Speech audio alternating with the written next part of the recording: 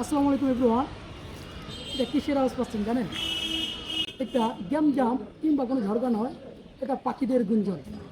পাখিরা বেলা শেষে তাদের নিরে ফিরে আসে, একে অপরের সাথে গল্প শেয়ার করে। এই পাখিদের গুঞ্জন সত্যি মনকে শিহরিত করে ফেলে।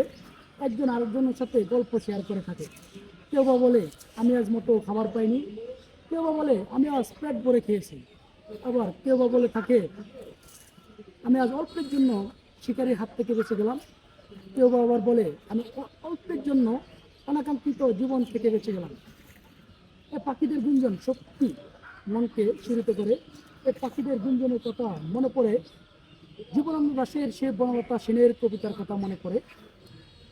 সমস্ত বেলা শেষে শব্দের মতন সন্ধ্যা আসে, জানার রৌদ্রের গন্ধে মুখে ফেলেছিল।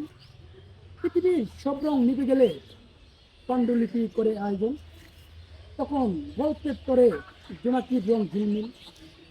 সব পাখি ঘরে ফিরে সব নদী পুরায়, এই যেন জীবনের সব লেনদেন।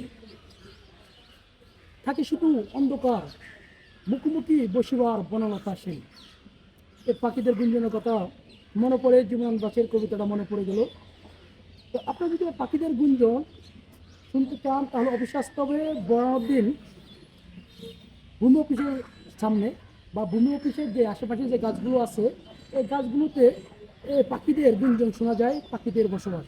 আপনারা এখানে আসবেন, এখানে আসলে অবশ্যই পাখিদের যে গুঞ্জন আছে এই গুঞ্জনে আপনার মনকে শিহরিত করে ফেলবে।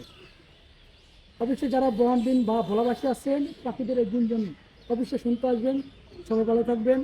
আসসালামু আলাইকুম।